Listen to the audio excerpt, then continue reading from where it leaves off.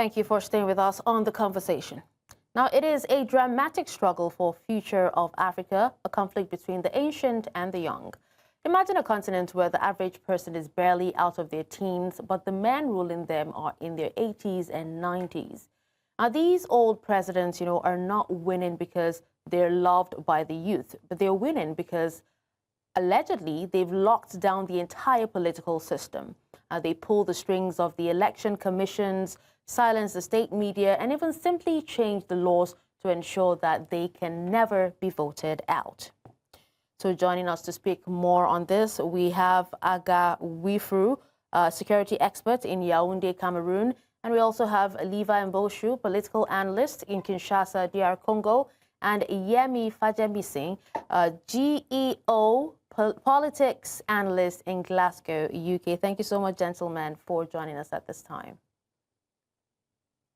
So let me begin with, the term limit hypocrisy, and let me begin with you, Aga. Why do these presidents keep scrapping term limits when a massive 72% of Africans say that they do not want them? Who is empowering this contradiction?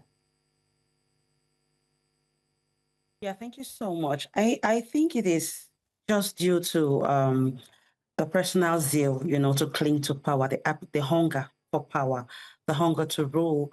And in Africa, what we see is it seems as if the more you rule, the more you want to continue doing so.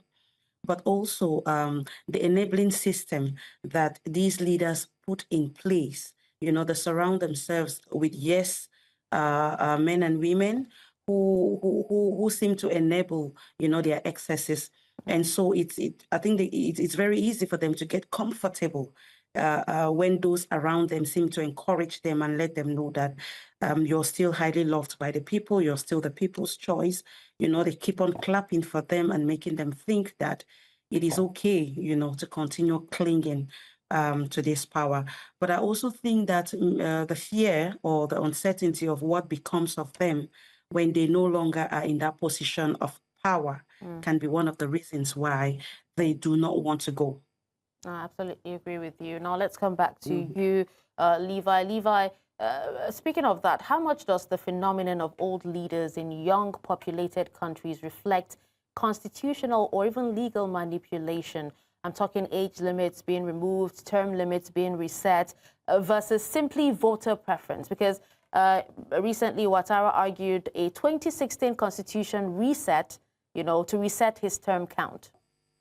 Before he comes back, we'll try to work on your audio. Let me pass that question to you, Yemi. Yeah, I think, you hear me? So thanks for having me, by the way. I think it's important to understand how all these despots and autocrats manage to do what they've been doing. And we also need to, it's staggering because we also need to understand that the 7 out of the 10 world leading 7 autocrats, 7 out of 10 of them are actually in Africa, apart from the monarchs. So I think we need to understand the basis which these people are able to extend their staying in power, first of all, by changing the constitution, by changing the term. Because most of them come in as a reformer. There are case studies. Mugabe came in as a reformer then.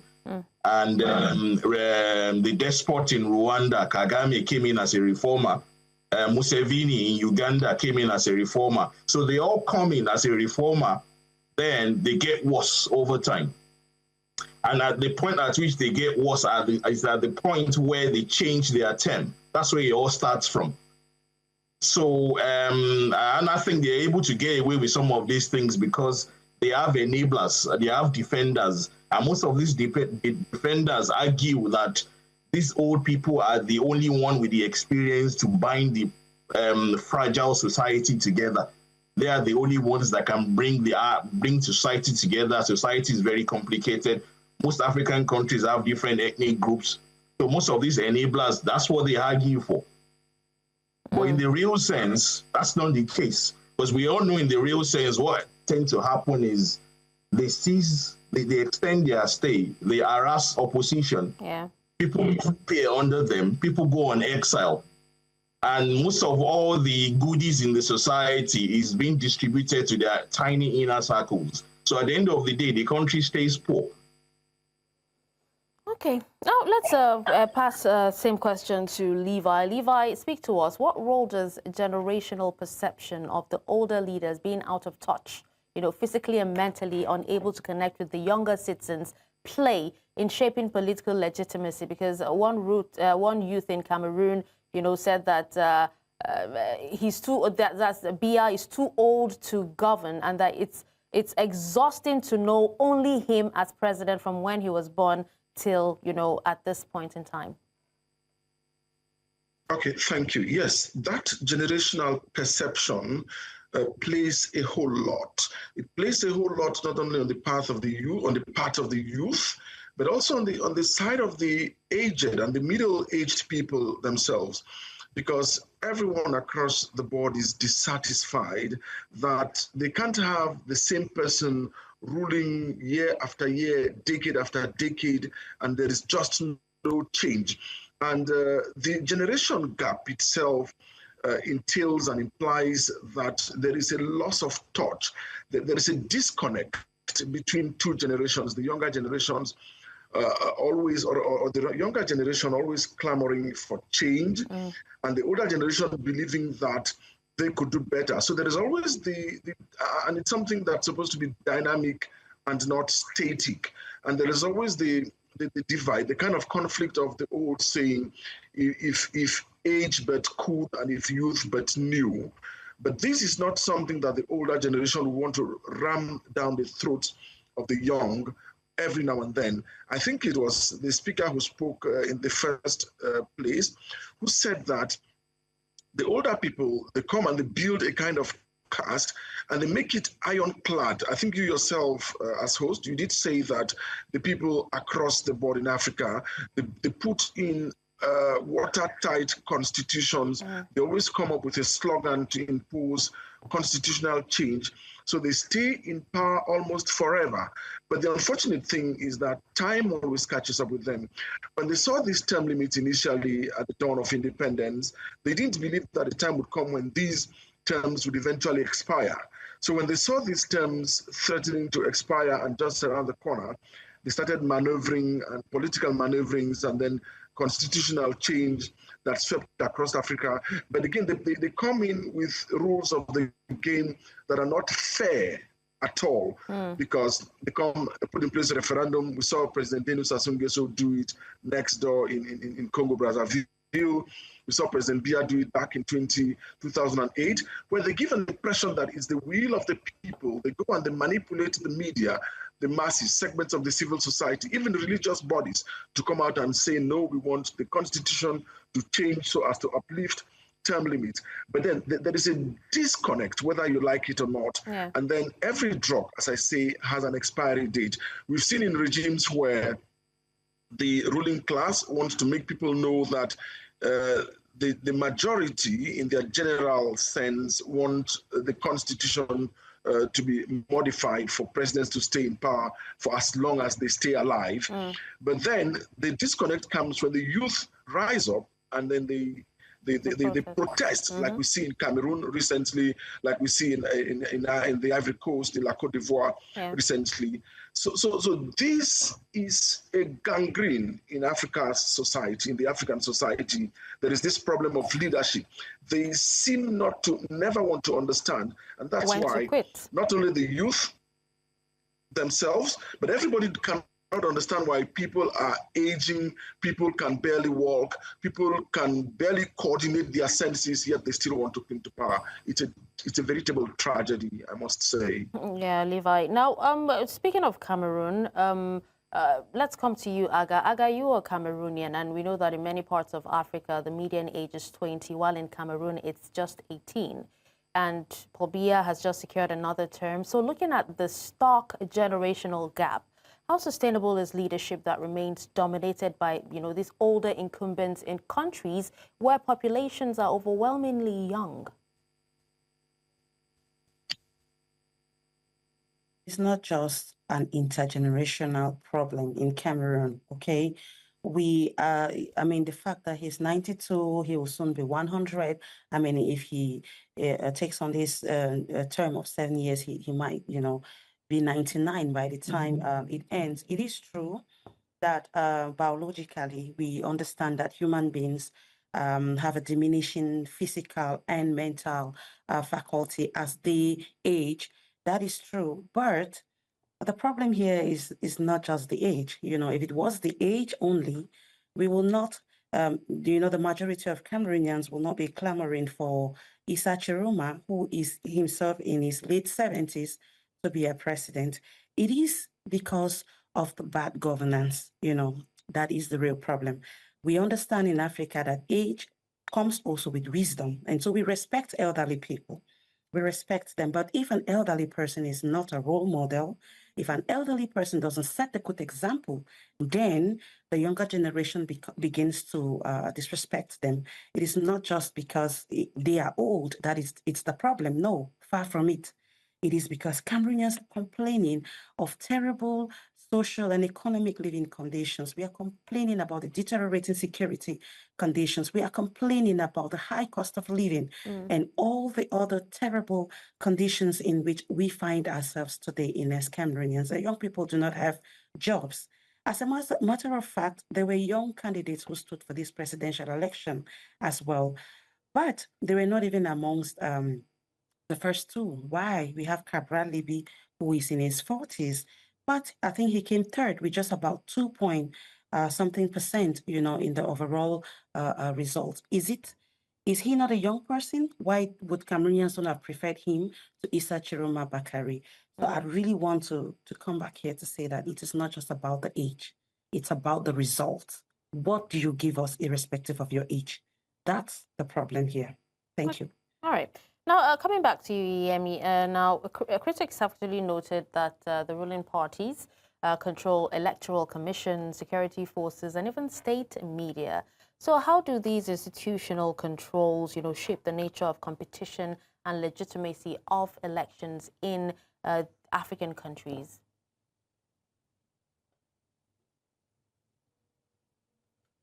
Use for these things.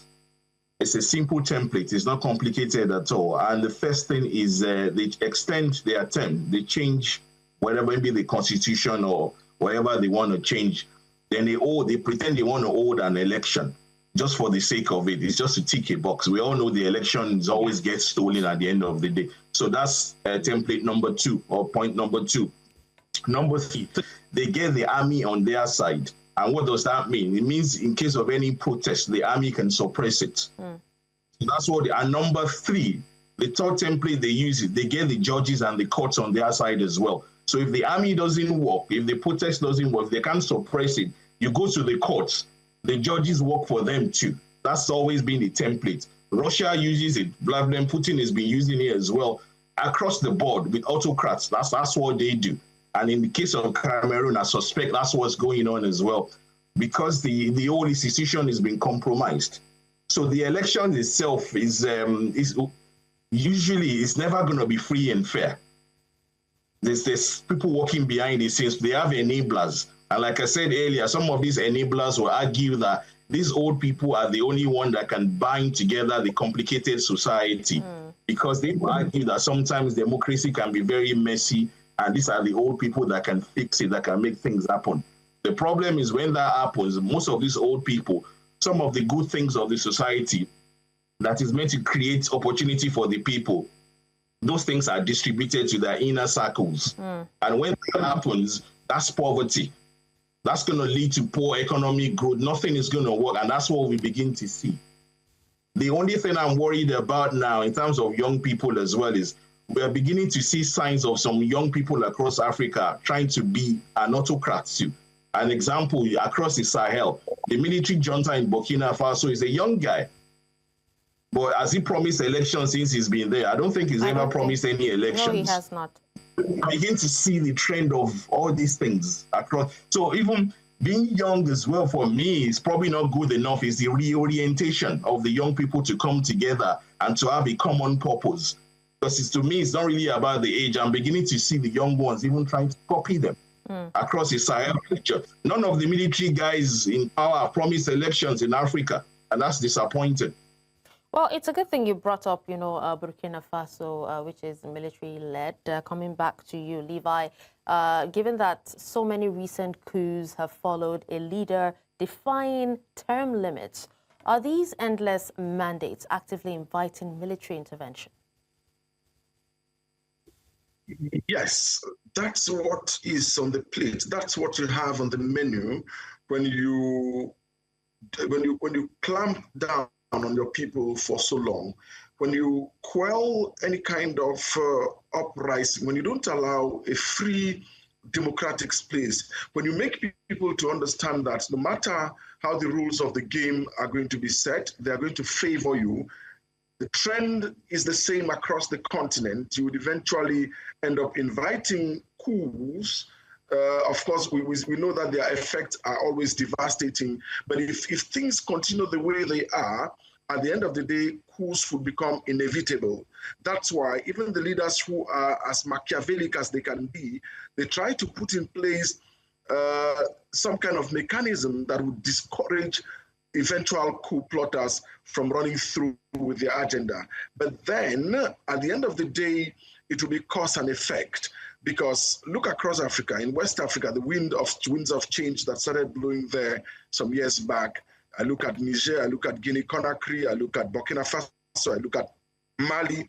All these regimes fell because they were not open to change. And the military leaders, of course, Yemi says that when these leaders come, they don't want to organize elections. It's the same thing. When you allow the malady of the older generation to inhabit you, to invade and inhabit you, these things will start showing. That's why even some of these leaders themselves came in through a coup. And they promised their people reforms. The reforms are not there. 10, 20, 30 years down the line, they just want to sit in power. And these coups and this civil disobedience is something that at the end of the day, we would have to deal with if care is not taken. In Cameroon, we are all seeing that it's almost unprecedented. I think the popular uprising that we find in Cameroon today was not there even in 1992, which we all consider as the period when there was maximum turmoil and tumult in the civil society space and in the political space in Cameroon. So if these people continue this way, one way or the other, the silence and the patience of the people can never be tested forever. So yes, I want to answer your question and say that at the end of the day, they would invite, it could be direct military coup, or it could be civil unrest that would eventually call in either a military or a civilian leader to step up and then oust, or the president eventually resigning himself, like we saw at the time of the Arab Spring. Okay. Now, coming back to you, Aga, earlier, Yemi talked about, enablers, and you talked about some of these military coup leaders promising elections. But we also have these presidents saying that the reason why they're resetting the term limits or even stretching the term limits is for continuity's sake. They want stability. But can the argument of stability legitimately outweigh arguments for renewal of leadership? Where should the balance lie? No, it can never outweigh. I mean, nobody should ever think that they're irreplaceable, that the world can't, or society can't do without them, because that's not true. I think as what you have done, it is always important to believe that there are others out there that can even do better. And so that is why it is important to have an alternate. You do your part and then you give way for someone else to come, do theirs. I understand that this narrative or this excuse of unfinished business comes up a lot. I mean, we saw it with Ouattara in Ivory Coast when he first, when he decided to run again. And he said, hey, look at all these economic projects, the structural, infrastructural innovations that I have brought, and I'm not yet done. Give me time to finish them. I have this program and this and that. And what have we now? They don't just come to an end abruptly. If that is the excuse we want to use, then believe me, we would just have monarchies, okay? Because then there's always going to be something that is unfinished. And so for me, that should not be an excuse. We need to build our countries. We need to build our governance systems in such a way that they do not rely on individuals to get work done, but that the foundation is strong enough for any other person to take over from where the predecessor left and continue with the vision for the betterment of the country. All right. Thank Now, you. coming back to you, Yemi, and the betterment of the country and the continent in itself, why do you think that the AU and ECOWAS are so often quiet or even ineffective when their own member states openly trample some of these democratic norms? Yeah, that's a good question. That's, to be honest with you, that's beyond me as well. Because you would think ECOWAS or African Union will be able to put a lot of pressure on these countries to behave. Nigeria tried it when the Niger, or I think it was Niger that seized power. They wanted to put the pressure, even threaten military action, but nothing came out of it. And I think part of the issue is because most of all these countries in Africa as well are facing their own internal struggles. For example, I don't think we can expect Kagame in Rwanda to say something about what Biya is doing in Cameroon, because he's guilty as well. He's doing the exact same thing in Rwanda and changing terms and suppressing opposition and all that. Also, at the same time, we can't expect Cote d'Ivoire as well to meddle into what's going on in Cameroon. So I think it would have been nice if African Union was more organized and they can exert all this pressure on other African countries to behave, but we're not seeing that, and that's been disappointing. My only guess is maybe because they're facing their own internal struggles, economic issues. Some of them are guilty of extending their stays in power as well. Like I said, out of 10 long-serving leaders in the world, 7 of them belong to Africa. So that's quite statistics there. It's the only thing I can guess as to why African Union or ECOWAS has not been able to put pressure on all these leaders extending their stays in power. So fingers crossed, maybe in future things might begin to change. Well, speaking of that change, we've actually seen, a peaceful transition in Senegal, very successful. Do you think that, Levi, that this success makes some of our leaders uncomfortable? It puts uncomfortable pressure on leaders like Biya and Ouattara? Levi? Of course, it makes them tilt and twitch with discomfort. And that's why I tell you something that happened in Cameroon. When Bassirou Diomaye Faye won the elections in Senegal, very quickly pro-regime political actors went on air and started saying, nobody asked them, they just started saying, oh, please mind you Cameroonians that we have nothing to learn from Senegal. Cameroon has got no lesson whatsoever to receive from Senegal because Cameroon is a democracy. Cameroon has been working well and functioning well over the past decades, and it's thanks to the savoir-faire of President Biya that the country is on its feet. You see, because they very quickly know that the world is watching and the entire populace is looking up to them and saying, hey, this happened in Senegal. Why don't we rejuvenate our political class? And all of this is because these people over the years have carefully built a person-oriented political system. It's not institutionally based. Otherwise, they would take their time to build strong institutions.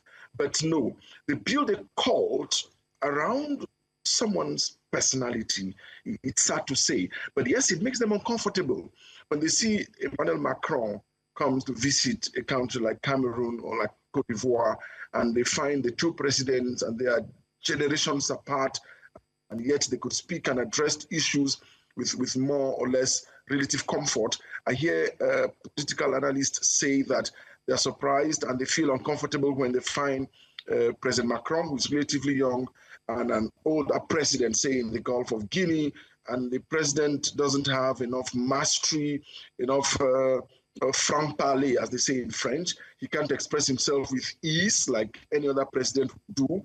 And they quickly begin to see the weakness of the older president, something the handlers of these presidents will not want to come out in the open. So yes, they are uncomfortable when they see younger presidents emerging from other countries and other democracies as well. Abdou Diouf had called Abdoulaye Wade and congratulated him. He handed power in a peaceful election. Abdoulaye Wade handed power to Macky Sall. Macky Sall, albeit reluctantly, handed power to Bassirou Diomaye Faye. So it's unthinkable that some presidents come out and say that they have unfinished business, and at the same time, it's a shame and it's a sham, because they cannot all the time want to force it down our throats that they've got unfinished business. We will ask them the fundamental question: do you want to tell us, dear Mr. Sit-Tight President, that if you die today, the country dies with you? Okay. Umar Musa Yar'Adua died in Nigeria, and the country is on its feet today. All right, Levi. Now, we're actually about wrapping up, but let's hear from Aga. Aga, your final thoughts, and tell us if you feel that if the ballot box keeps failing the people, what is the final inevitable route that the frustrated young majority will take to force generational change? I think it's already happening. I mean, the protests. We've been in a situation of uncertainty since October 12th, and it continues. I mean, from the look of things, it might not end anytime soon. And if it continues this way, I think that I mean, it will only degenerate and so on. So it has started. I'm not a prophet of doom, but I think if nothing is done, and worse again, if the powers in place try to, continue clamping down or, repressing those who are protesting, it might really go out of hand. Okay. Now let's hear your final thoughts as well, Yemi.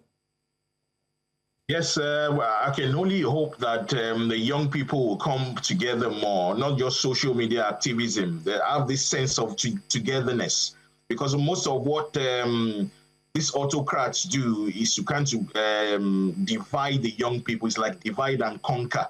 So if you make the young people divisive and all that, it's easy to conquer them. So if young people hopefully can be able to come together through social media, have some togetherness and seriousness of purpose, they may be able to actually create a good movement. Right. And the last thing to Levi as well, I think I'm aware that I suspect Trishidi, the president there, is trying to extend his stay at some point. I think he's thinking about it.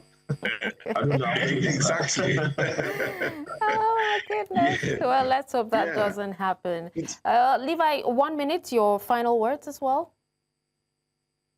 Okay, my final word is that as an institution or as a people, we should always clamor for strong institutions, because if we don't have strong and credible institutions, at the end of the day, we would have what we find across the board.